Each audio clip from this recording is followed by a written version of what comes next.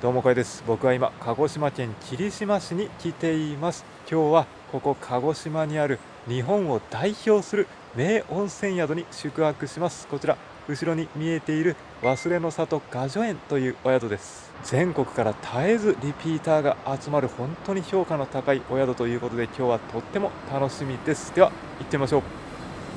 はい、で今いるのがここがまさにお宿の入り口になります。ここの左手の坂を下っていったところにお宿があるみたいです。こんな感じで完全に緑に囲まれた大自然の中に佇むお宿になってますね。こんな緑いっぱいの山奥だったらアクセスが悪いんじゃないのかと思う人もいるかもしれませんが、なんと鹿児島空港からタクシーでたった15分で訪れられます。バスを使っても25分程度ですね。なので東京からでも意外と気軽に訪れられるっていうのがいいですよね。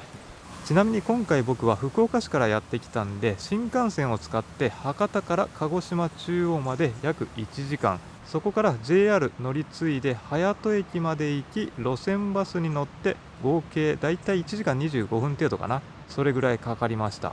ただ目の前真ん中にバス停があるんでね、バス降りてすぐ目の前お宿っていうのは便利ですね。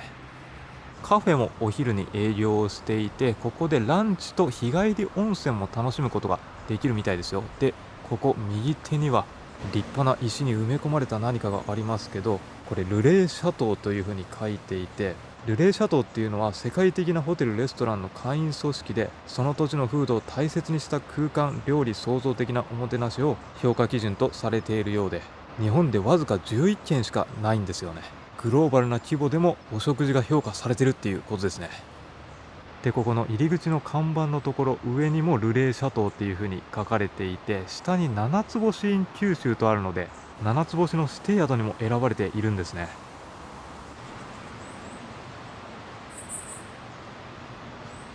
お宿へ向かう途中、こんな面白い看板があります。この道鶏優先、鶏が放し飼いにされているみたいなんで、この辺はまさに鶏が通るってことですよね。車が通ることもあると思うんで、間違って引かないようにね、鶏優先ということです。ではお宿の中に入っていきます。ここ忘れの里雅叙園は1970年の創業です。旅館街の喧騒から離れた天森川沿いに存在し、かやぶきの屋根の古民家を移築して昔ながらの集落のようなお宿になっています。古き良き日本の原風景が味わえるという感じですかね。巨大な一枚岩をくり抜いた温泉風呂や、薩摩の大地で収穫される野菜や、直営農場で育てられた地鶏によるその土地らしい郷土料理を味わうこともできます。誰しもがどこか懐かしく感じる日本の原風景を望みながら、源泉かけ流しの泉質抜群の妙見温泉と美食を味わいくつろぐことができるお宿です。早速お宿の敷地内に入ってきて、目の前手前側にある建物が受付フロントがある建物ですね。中をちょっと覗いてみると、こんなコンパクトで可愛らしい受付になっているんですよね。中にはちょっとしたお土産も販売されていて、滞在中にもいただける自家製のお菓子や漬物調味料などがあります。このふくれ菓子っていう黒糖のお菓子も後で食べるんですけど美味しいんですよ。お食事の器でも使われる有田焼もこんな感じで販売されています。鶏が描かれた可愛らしいキーホルダーも売ってました。ちなみにランチと日帰り温泉もあるって言いましたけど、お昼の定食メニューがこんな感じでフロントにあったので一応見せておきます。で、フロントを通り抜けて右手、かやぶきの屋根の建物がありますけど、ここに昔ながらの日本の原風景いろりがあるんですよね。パブリックなスペースになっていて、寒い時期はここで体を温めることもできますし、チェックイン後や夕食の後に無料サービスも提供されています。チェックインの時はちょっと気づかなかったんですけど、左手におやつも置かれてましたし、ここにはレモン水がこんな感じで自由に飲めるように置かれています。で、さらに奥に進んでいくと、まさに大きな鶏が正面に見えていますけどね。ここの右手にもちょっとくつろぐことができるカフェスペースといいますかね。お昼のランチとかここでいただけるのかな、もしかしたら。チェックインの手続きもここで行いました。内装はこんな感じで梁がむき出しになっていたり、椅子やテーブルも全て木材が使われていて、昔ながらの自然を感じる作りですよね。ここには雑誌やパンフレットなども置かれています。鹿児島らしくこうやって焼酎も販売されていました。まずはここでチェックインの手続きをしながらウェルカムサービスをいただきます。島茶になりますね。お団子はこちらの手作りのよもぎのお団子で、そば粉を使ってますけど大丈夫ですかね。大丈夫です。中はさつまいものあんとなっておりますので、ゆっくりどうぞ。はい。お部屋はまたお迎えに来ますので、そうですか、わかりました。されてください。はい、ウェルカムドリンク、お茶いただきます。うまい。やっぱね、鹿児島はお茶の生産量静岡を抜いて今全国第1位なんでね、栽培が盛んな場所なだけあってやっぱ美味しいですね。そして自家製のよもぎあん、割ってみるとこれ中にさつまいものあんがぎっしりと詰まっていますね。これはうまそうだ。これやっぱりさつまいもがぎっしりなので、こうもちもちっとした食感というよりはこうサクッとお芋を食べるような食感ですね。さつまいもの自然の甘みがしっかりと感じられる、そこにほのかによもぎの香りが漂ってくる感じで、あるようで他にない甘味ですね。お茶ともよく合いますね。ねえ鹿児島もね、あちこちお茶どころが多いので。そうですよね。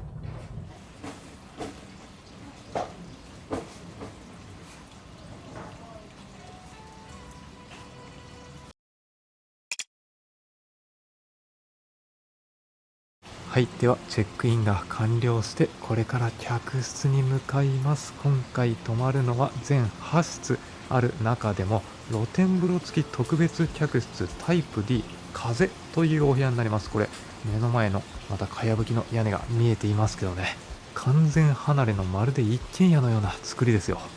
いや、いいですね。このもう入り口玄関から完全に非日常空間になってます。では入ります。楽しみだ。まず入ると玄関ですね。こんな感じで広々とした空間になっていて、ここ小上がり上がったところ左右に扉があってお部屋の中に入ることができます。じゃあまずはこっちの右手側から入っていきましょうか。こっち側が広縁のようなスペースになっていて、椅子とテーブルが並べられていますね。空気清浄機とかも置かれていますけど、左下は暖房ですね。この辺早速見ましょうか。冷蔵庫やコーヒーメーカーが見えてますけど、冷蔵庫の中はまずは上にお水があって、で下にウーロン茶やビール、アサヒやエビスが並んでいますね。冷蔵庫内のドリンクは有料ですね。で奥にはこれソーダの飲料がありますね。オレンジとかガバとかいろんな味わいのものが並んでますね。で一応これ上に冷凍庫スペースもついてますね。でこれが冷蔵庫内のドリンクの料金表になりますね。そしてこの辺はコーヒーメーカーネスプレッソ。いいですね。コーヒーはこんな感じで3種類もありますよ。でこのカゴの中にはグラスや陶器が置かれていますね。これ陶器はなかなかいいやつが使われているんじゃないですかね。肌触りがいいです。そして振り返ったところ、ここが真ん中広々とした和室畳のスペースになってるんですよね。夜はここにお布団を敷いて寝る形です。でこの右手に扉があるんですけど、これを開けるとここにはクローゼットスペースですかね。真ん中にはバスタオルやハンドタオル、お風呂セットが置かれていますね。これはビニールとかじゃなくてちゃんと布の袋ですね。アメニティなどを入れられる。持ち帰っていいのかなこれは。で下に館内着がこれありますね。もちろんこれを着て外の貸し切り湯やお食事処に行くこともできます。館内着、これが浴衣になるのかな。あとは下に羽織物ですね。冬とかは山あいなんで寒くなるでしょうから、この厚手のものもありますね。で左手の扉、ここを開けるとここがこんな感じでクローゼット、ハンガーがありますね。もう一回和室に戻ってきて、この辺の時計もすごいレトロ感がありますよね。本当に昔にタイムスリップしたみたいだ。そしてこっち左手奥も見えていると思いますけどね、露天風呂がついてます。いやでもね、これ天井を見上げるとすごいな、この梁がむき出しになっていて、でやっぱりこう昔の建物なんで資金の部分が少し低くなってるんですよね。じゃあもう見えてるんでね、早速ちょっとこの露天風呂外出てみましょうかね。これはどこから出ることができるのかな。あ、ここも扉があるし、こっち側からも出ることができるようになってるんだな。鍵を開けて外出ると、うわ、一気に気持ちのいい風が体に吹きつけるわ。そして左手、これですよ。源泉かけ流しの温泉を客室ですぐに楽しむことができるんですね。こりゃいいわ。サイズ的には大人1人だったら余裕、2人だったらギリギリ入ることができるぐらいの大きさですかね。これ入るの楽しみっすね。で、左手にこうやってシャワーのエリアもついていますね。いやでも客室内にこれだけ広大な露天風呂のスペースがあるっていうのは本当贅沢ですよね。こっち側振り返ってみると、なんとデイベッドも準備されていますから、お風呂上がりにちょっと涼む時にここでゆっくりとくつろぐことができそうですね。ここで過ごすリラックスタイムも楽しみだ。でこっち側は青森川が流れているのでね、川の音も心地よく聞こえてきますね。向こう側には建物ありますけど、こうやってちゃんと仕切りがあるので安心です。こうやってブランケットも準備してくれてるのはありがたいですよね。はい、じゃあもう一回客室に戻って、ここがリビングのスペースになってて、こたつですね。日本の温泉宿といったらやっぱりこたつでゆっくりするのがいいですよね。で、テーブルの上には無料のミネラルウォーターがあって、ここはすごいな、これ自然の葉っぱを使ってこれメッセージが描かれていますよ。これも古風な感じで素敵ですね。で、ここ開けたところにはこんな感じでお茶セットがあります。で、こっち左手にはこれ入浴中っていう札があるんですけど、この後行きますけど無料の貸し切り風呂があるんで、それに入るときにこの札をかけてくださいってことですね。空いていれば好きな時に入れるっていうのは本当にありがたいですね。貸し切り風呂で鍵があって、奥の方には館内の案内が置かれています。で、こっち右手にはテレビがあって、反対側襖開けるとこんな感じでセキュリティボックスがあります。これ床の間にも綺麗にお花が飾られていますね。で、あと残り見てないところが、ここののれん奥ですね。洗面台のスペースになってます。洗面台ちゃんと2つあるのはありがたいですね。広々と真ん中にはアメニティが置かれていて、こっち奥ドライヤーはサロニア製のものが使われています。で、この辺はクレンジングオイルや乳液などが置かれていて、で、反対振り返ったところ、ここの扉の先がトイレになってます。トイレすごい広々とした空間で、ちゃんと洗面台までついてるんでね、快適そうです。窓もついてて明るい雰囲気だ。はい、じゃあ今日はこの客室で一泊します。いやー、特別感が本当にすごいですね。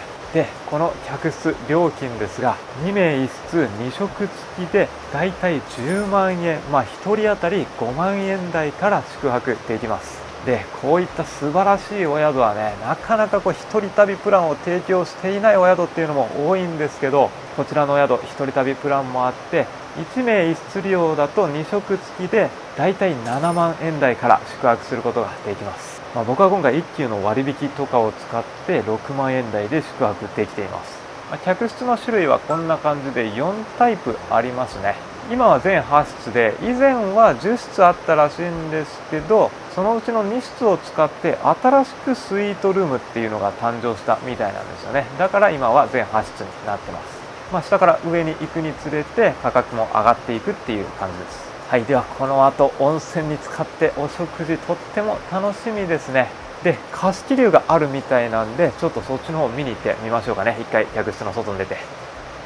はい、お部屋の外に出てきて、こっちちょっと右手のところ見てみると、また建物があるんですけど、ここが調理場になっているんですよね。またこれ昔にタイムスリップしたかのような風情ある雰囲気じゃないですか。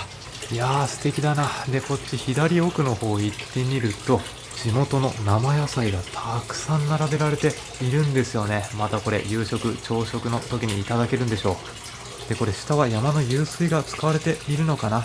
お水がいい音を奏でながら流れ出てきています。でさらにこっちの奥に進んでいくと、これがお食事処ですね。今夜夕食をここでいただきます。お食事処にも右下いろりが見えていますけど、日本の原風景を表すような建物の作りになっています。テーブル椅子がいくつか並べられていて、多分客室数がそんなに多くないので、全てのお客さんがここで夕朝食をいただく形ですかね。こんなテラスのスペースもあって、朝食の時に食後にコーヒーをここで一杯飲んで川のせせらぎを聞きながらくつろぐっていうのも良さそうですね。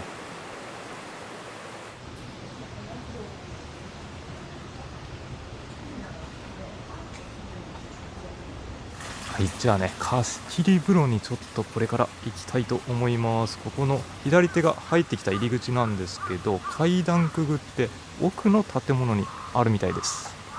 あ、これですね。左手はみやびって書いてますけど、マッサージを受けることができる建物ですね。で、こっち看板真ん中、ラムネ湯と縦湯っていう風に書いてますけど、2種類のお風呂があるんですね。でこれ貸し切り湯行く前に、こっちの右手ちょこんと可愛らしくテーブルと椅子が並んでいますけど、ここからこうやって目の前川の景色を眺めることができるんですよね。いや今日はなんかこう川の水が透き通ってとっても綺麗ですね。でこっちの右下、以前はここに足湯があったっていう風に調べたら書いてましたね。いやーいいですね、この景色。この辺りの妙見温泉は霧島山の天森川上流に沿って点在する温泉地になっているんですよね。この右上にあるのは以前宿泊した妙見石原荘という、これまた素敵なお宿なんですよね。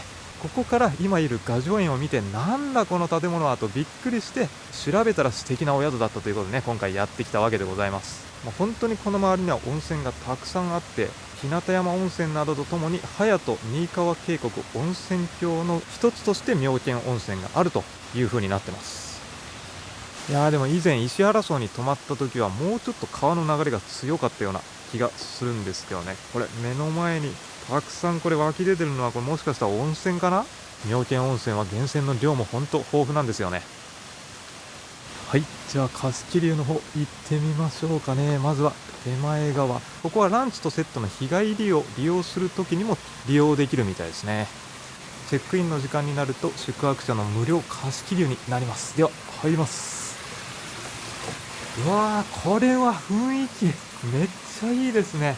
この大きな岩を切り抜いて作った浴槽がね、すごい本当に天然素材そのままを利用したお風呂っていう感じでね、なかなか他では見たことがない、味わえない空間になってるんじゃないですかね。いや想像以上にいいわ。これは客室のお風呂よりもサイズ的にも大きいので、ゆったりと足を思いっきり伸ばして浸かることができそうですね。いやーこれは入るの楽しみだ。でこの中に左手奥の方、これシャンプー、リンス、コンディショナーも揃っていますね。なんで体を洗うこともできます。で入り口入ったところにはハンドタオルも準備されています。で奥行くともう一つ右手貸し切り湯があります。こっちも同じ作りのお風呂があります。全8室全てに温泉がついていて、こうやって貸し切り湯も2つあるので、いっぱいで入れない時間が長く続くってことはなさそうですね。でさらに奥に行ってみると、こっち右手にはトイレありますね。そしてこんな感じでちょっと開けた空間になって、さらにこれ階段を下っていくとラムネ湯があります。すごいわ。これ本当にもう川が目の前に見えていますね。一番ここのお風呂が川に近いので、自然の息吹をしっかりと感じることができるんじゃないですかね。これです、目の前。ここも浴槽は広々ですね。大人2人がこう足を伸ばして入れるぐらいの大きさになってます。でここだけが泉質が異なるみたいですね。客室や上にあった貸し切り風呂と違って、ラムネっていうぐらいなんで、炭酸の濃度がおそらく高いんじゃないですかね。でこっちは35、6度ぐらいのぬる湯になってるっていう風にスタッフさんが言っていました。でこっちも一応ボディーソープとかがこうやって揃ってはいますね。で奥の方にはハンドタオルもあって、浴槽もこっち側行くと2種類あるんですね。こっちはでもあんま濁ってないな。温度とか泉質がまた違うのかな。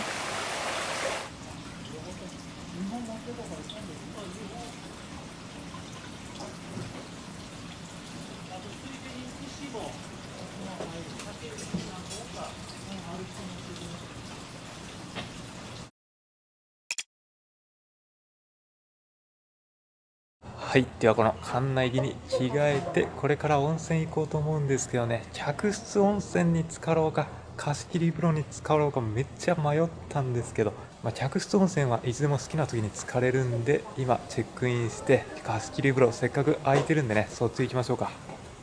目の前に鶏も行ってらっしゃいとか逃げちゃいましたね。すごい今この辺近くにいて僕の撮影してるシーンを凝視してたんですけどね。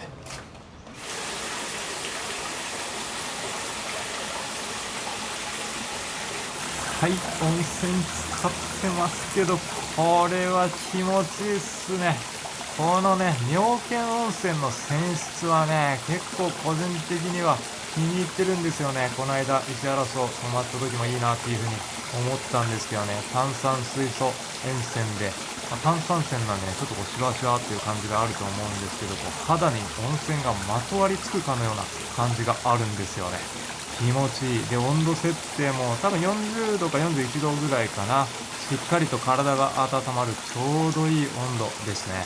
で目の前見てわかる通りも湯量が豊富なので、こう源泉が勢いよく出てきてるのもいいですね。で貸し切り湯はやっぱ湯船が広いんで、これ大の字になってくつろぐことができるっていうのも最高だわ。手前側がちょっと段差になってるんで、暑くなったら半身浴も楽しめますし、こりゃ気持ちいいわ。この誰からも邪魔されない空間最高っすね。でこの巨大な一枚岩を切り抜いた浴槽に浸かることができるっていうのもね、こう大地に身を沈めるように温泉をじっくりと堪能できる特別感がすごいわ。で温泉はこれ源泉かけ流しなんですけど、2つの源泉をブレンドした温泉になっていますね。温度が違う源泉なので、それをブレンドすることによってちょうどいい温度設定にしているということです。ちなみにこの浴槽の隣にここにかけ湯があるんですけど、これがねちょっとぬるめになってるんで、寄ってみると湯の花もこれ中に沈殿してるのが見えてると思うんですけど、これも源泉の温泉ですね。ちょっとぬるめでこれで体を洗い流すことができるっていう感じなのかな。異なる泉質も楽しめて。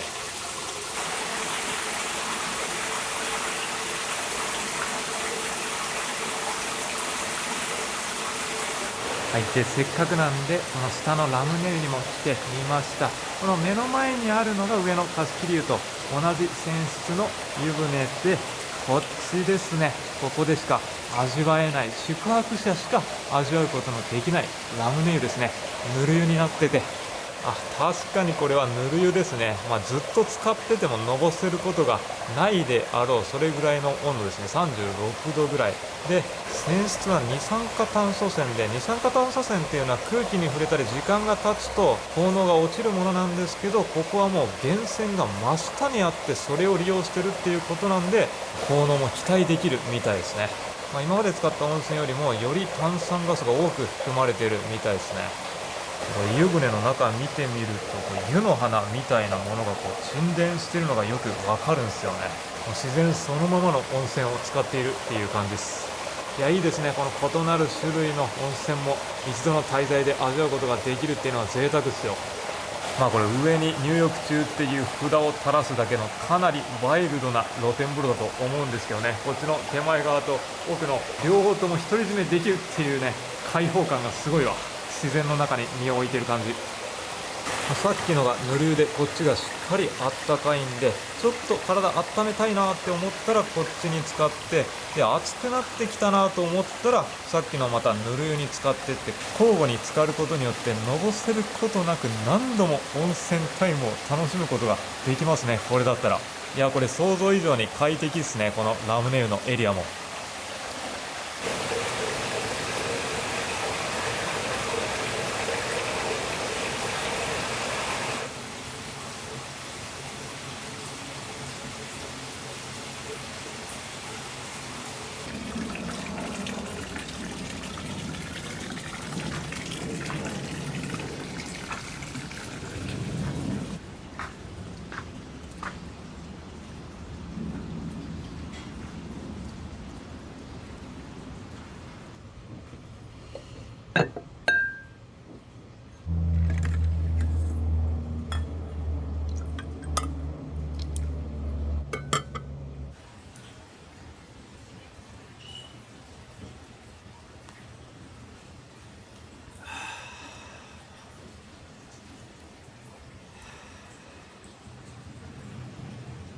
あ、これカゴの中に見てみると茶菓子が入ってましたね。全然気づいてなかったわ。せっかくだからこれもいただこう。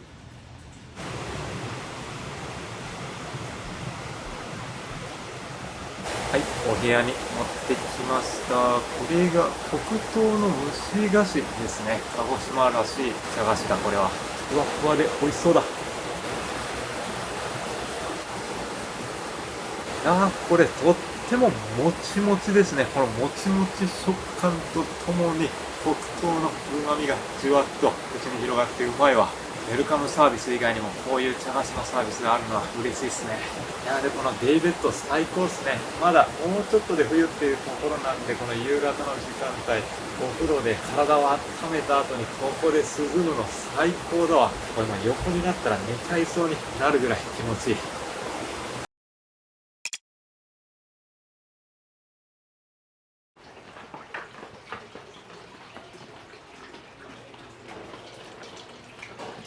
はい、席について、これがメニュー表ですね。一番右から左まで鹿児島の幸がふんだんに用いられたお料理、楽しみですね。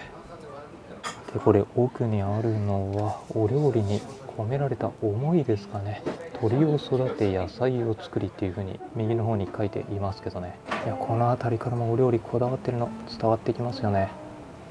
でこれがドリンクのメニュー表ですね。左手は一般的なソフトドリンクとかビール並んでますけど、この辺は鹿児島といえば焼酎なんでね、焼酎もあったり、下にはスパークリングもありますね。で右上には日本酒、酒、ウイスキーとかノンアルビールとかもあります。でこっちの右手にはこうやって赤ワイン、白ワインも並んでいます。次のページにはこうやって丁寧に説明が書かれたお酒、焼酎もずらっとありますね。次のページまであって、いやお酒強い人はね、焼酎鹿児島に来たら飲みたいところですけど、僕はこの後の無料サービスで多分完全に酔っ払っちゃうんでね、それを楽しみにします。で最後のページには客室の冷蔵庫内にもあったこのソーダもあります。こちらは当園の鳥牧場の地鶏の刺身でございます。でこちらが天空の森で採れました無農薬のお野菜を5万円にしてございます。はい、では地鶏刺しいただきますね。これ部位が違う3種類を楽しめるのかな。まずは一番左、いただきます。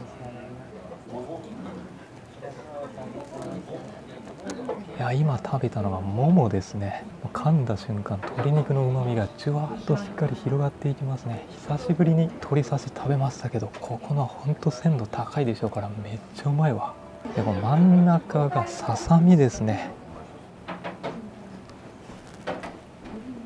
ちょっと弾力が加わって、でこれ皮がね表面についてるから、この皮のちょっと炙られた香ばしい感じもいいわ。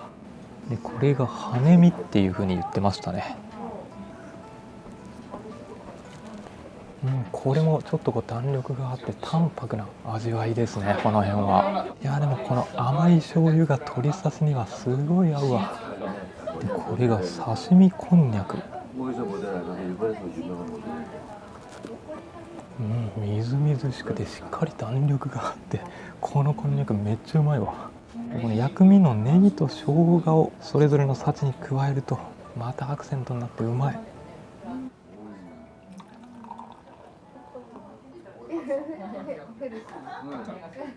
これはビールと合うわ。うますぎる。鶏刺しとビールはめっちゃ合うな。最高。じゃあお野菜もいただきます。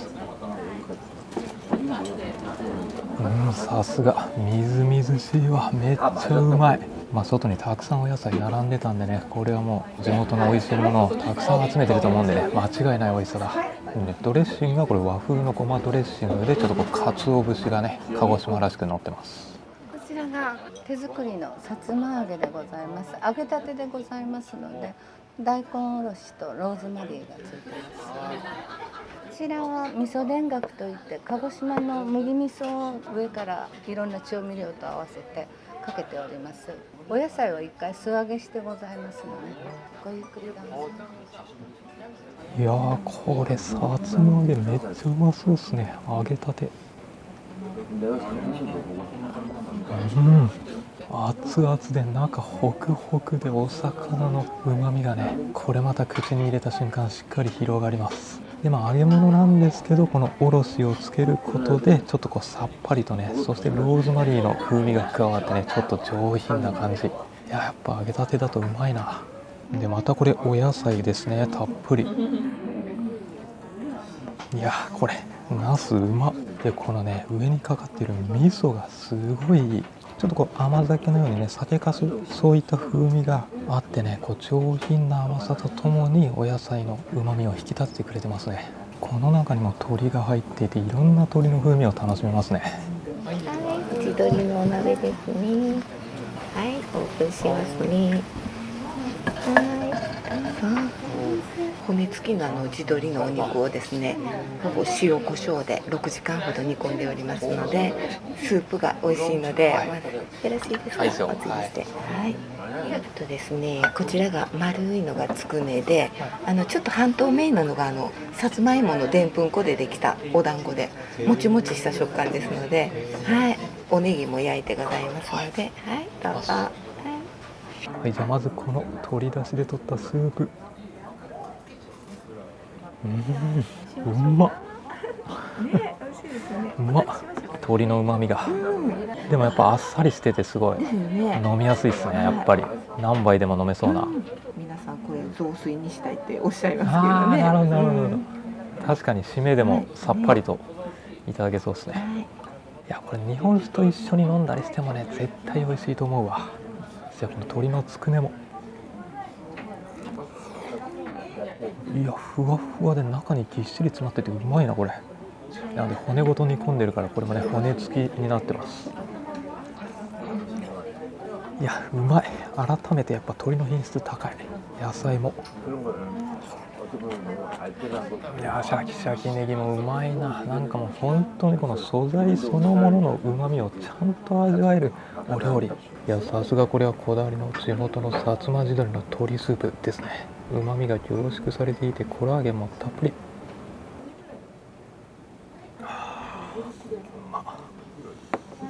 こちらは焼き鳥と焼き野菜でございます。焼き野菜は7種類のお野菜も入りました自家製の豚味噌でお召し上がりください。で焼き鳥の前に出てきてたんですけど、これが豆乳蒸しですね。その名の通りですけど、豆乳で作られた茶碗蒸しです。よし、じゃあまずは豆乳プリンからいただきます。お野菜めっちゃたっぷり入ってる。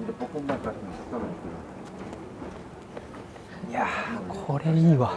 普通の茶碗蒸しよりもすっごいこうさっぱりとした味わいなんで、卵はね結構個人的に食べ過ぎるとこうくどいなって思うこと多いんで、この豆乳茶碗蒸しの方が僕好きっすね。優しい味わい。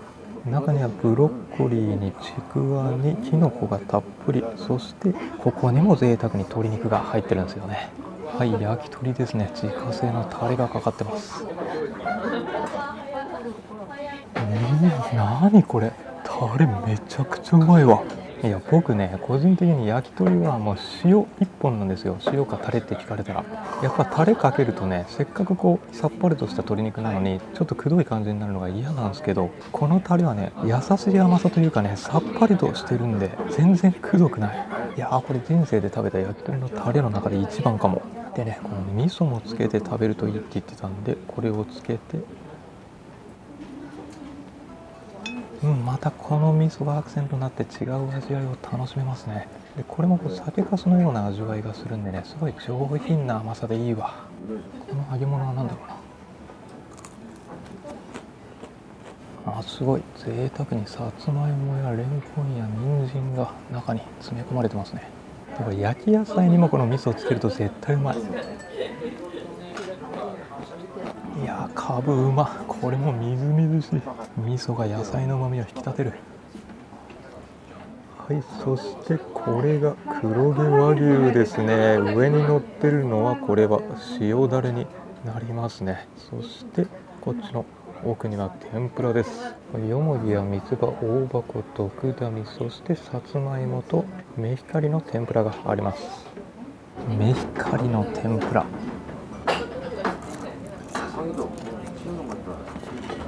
メヒカリ小魚ですけど、ちゃんとこう身が詰まってて食べ応えはありますね。小さい割には。これドクダミ、贅沢ですね。香草類がほんとたくさん。三つ葉も、いやー、このサクサク食感が最高だ。さあ、そしてステーキをいただきましょうかね。ここの宿は鶏肉が主力だと思うんですけど、鶏が出てきて牛肉は出てこないかなって一瞬思ったんですけど、ちゃんとこれメインで贅沢に黒毛和牛出てくるっていうのは素晴らしいですね。これめっちゃうまいな。和牛のオリンピックで日本一に輝いた鹿児島黒毛和牛って書いてますね。いやでめちゃくちゃこれ柔らかいんですよね。噛んだ瞬間ほろっととろけていく。でヒレ肉なんでちゃんと赤身のうまみも広がっていってびっくり。いや鶏肉だけじゃなくて牛肉の品質もめっちゃ高い。これは最近食べたヒレ肉で一番うまいかも。これはビールが飲みたくなるわ。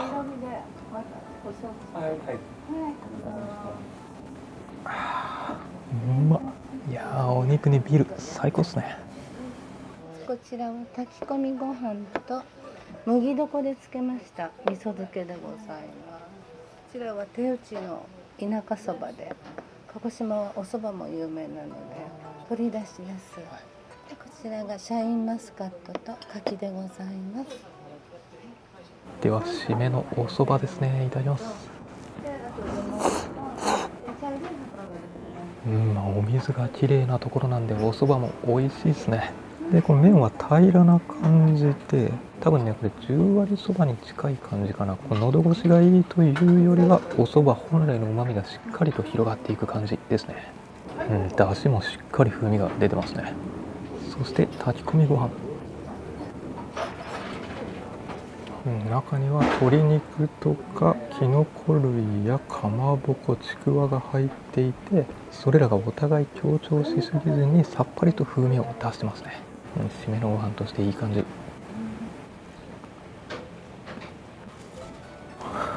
柿とシャインマスカットめっちゃうまいな。いやほんと鮮度が高いんだろうなこれ。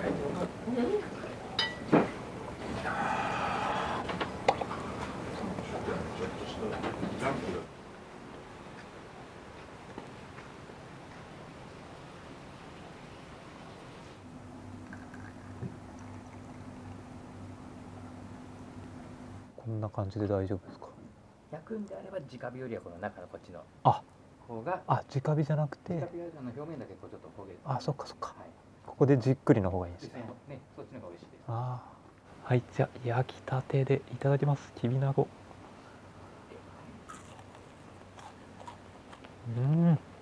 サクサク熱々でいいですね。このお魚の風味に絶対焼酎が合うわ。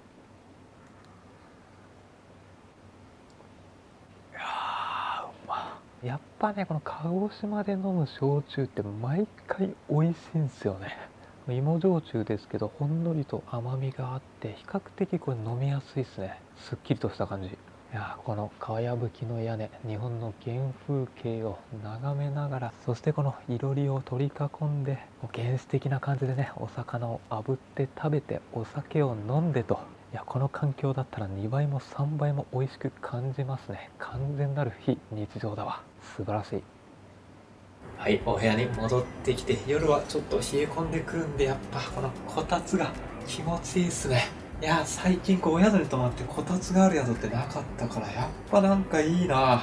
非日常感を味わいつつも、ちょっとこの実家に帰ったような安心感もここで味わえるっていうね、なんか不思議な感じ。夕食も美味しかったわ。今回はね個室じゃなかったんで、あんまりこうオーバーリアクションはできなかったんで、ちょっと美味しさが伝わりにくかったかもしれませんが、どう考えても他にはないコンセプトですよね。これだけ地鶏を中心とした懐石料理をいただける場所はないので、鶏好きの自分としてはね、とっても嬉しかったですね。で、鶏肉だけじゃなくて牛肉も品質が良くてびっくりしましたし、で、お野菜もね、全て地元のものが使われてると思いますんで、やっぱり新鮮で、最近はこういろんな高級宿泊まると和洋折衷のものとかも出てきたりするんですけどね、ここはやっぱりこう建物自体も日本の古き良きものをこう体験できるっていうところから、お料理自体もね、完全に和食ですよね。特に鶏刺しと黒毛和牛はやっぱ美味しかった。鹿児島らしさ、ローカルな色合いがしっかりと出されたお料理でしたね。はい、じゃあこの後は客室露天風呂にゆっくりと使って寝るとしますか。いやー、夜の温泉気持ちいいわ。やっぱりね、この山あいは寒暖差が昼と夜であるんで、夜は冷たい風が吹きつけてきて温泉がより気持ちいい。やっぱりこの大自然の川のせせらぎを聞きながら入る温泉っていうのは特別感がすごいっすよ。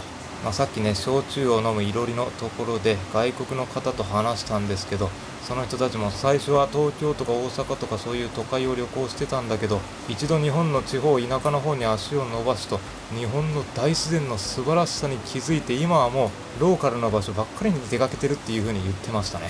本当にこの日本の豊かな大自然、そしてその大自然の中でも四季折々異なる景色を見せてくれるっていうのは素晴らしいですよ。その日本の魅力が詰まったお宿ということで、外国の方にも人気があるのかもしれませんね。貸し切り風呂もあるけど、やっぱり気が向いたらすぐに入ることができる客室露天風呂があると、また滞在の満足度は間違いなく上がりますね。この浴槽もギリギリ足を伸ばすことができて、大の字でくつろぐことができるんで快適ですよ。で、貸し切り風呂より若干ぬるいような感じはありますね。でも僕若干ぬるい方が好きなんで、貸し切り風呂はしっかりと体を温めてくれるんですけど、この客室露天風呂はちょいぬるなんで長湯が楽しめていいですね。夜はちょっとぬるいお湯に浸かった方が疲労の軽減にもつながりますしね。これは気持ちいいわ。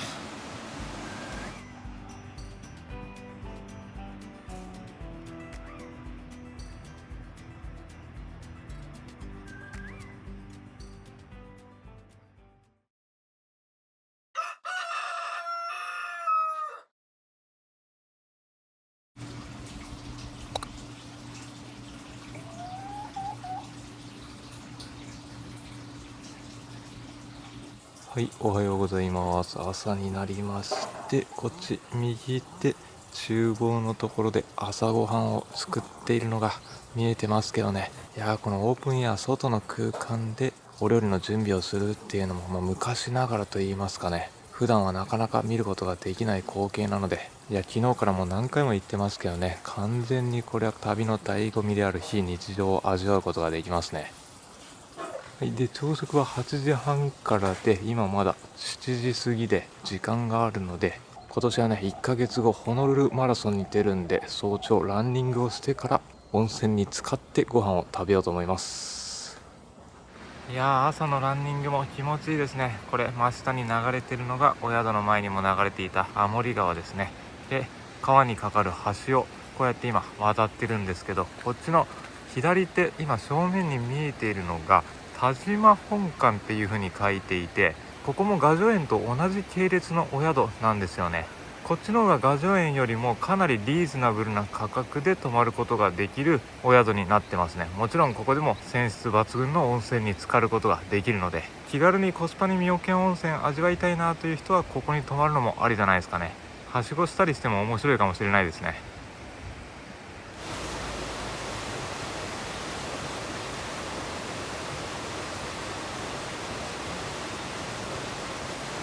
そして朝食です。鶏たちも朝食をくれと言わんばかりに待ち構えていますね。ごちそうで、ここの調理場で新鮮な魚3種類から1つ選ぶことができるんですよね。この日のお魚はタイとサバとアジですかね。自家牧場の新鮮な卵を使った卵料理もここで注文します。席に着くと朝ごはんもこうやって可愛らしい絵とともに丁寧に説明が記されています。お食事どころが静かな環境だったんで、食レポというか声を出すのは控えたんですが、この朝食がね、僕の中ではもうドンピシャの好みというか、めちゃくちゃ美味しかったですね。鳥の鳴き声で目覚めてトントンというお食事処から聞こえてくる音が昔ながらの日本の朝の原風景、そういった演出から始まるこの朝食、かまどで炊くご飯がまずこれめっちゃ美味しいですし、もちろん自家牧場で育てられた卵料理も卵の質が本当に高く濃厚で美味しいです。お野菜も地元の新鮮なものが使われていて、味噌汁には本当にたくさんのお野菜が入っていて栄養価たっぷりで、このそばがきもね、絶妙な出汁が使われていて、削りたての鰹節もいいアクセントでうまいんですよ。もちろんこの焼きナスも絶品でした。焼き魚も今回はタイを注文して身が引き締まっていてプリップリで、焼き加減も絶妙で適度に香ばしい香りが口の中に広がっていて本当美味しい。で、何気にこの温められた自家製の豆乳も絶品ですね。優しい味わいでほんのりと大豆の風味と甘みが広がっていく。豆乳も美味しいですし、このこだわりの手作りの豆腐ももちろん美味しくて、栄養価はたっぷりで自然の旨味がちゃんと引き出されていて、素材も素晴らしいから、これは満足度の高い朝食です。量的にもぴったりですね。美味しかった。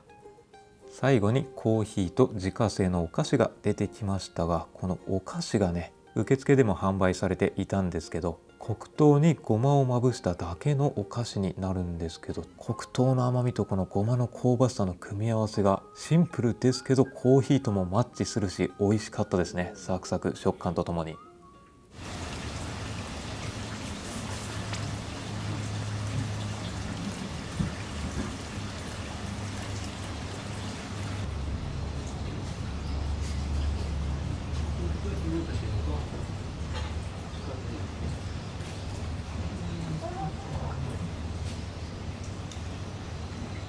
はい、でちょっと下の川の近くまで降りてきてみたんですけど、これ右手にすごいものが見えますね。こんな感じで湯気が立ってるのがわかると思うんですけど、これはもう間違いなく温泉ですよね。右上が雅叙園なので、雅叙園の源泉から溢れ出てきているものがここまで流れてきているということですかね。贅沢に温泉をこう垂れ流してる感じがね、もう湯量の豊富さが伝わるかと思いますけど、いやーでもこれ自然の形そのままなんですけどね、ちょっとこう改修とかしたら大自然川の前に露天風呂とかが誕生しそうですけど、でもね、目の前に妙見石原荘あるんで丸見えになっちゃうんで、それはできないんでしょうけどね、お猿さんとかがこれ使ってっても不思議じゃないですよね。でもちょっと浸かるにはこのままだと浅すぎるか。もうこれ浸食をこう繰り返してる感じがこの岩肌のところから分かりますよね。ちょっとこう鍾乳洞みたいな形にもなってる。これ見るだけでもかなり見応えありますよ。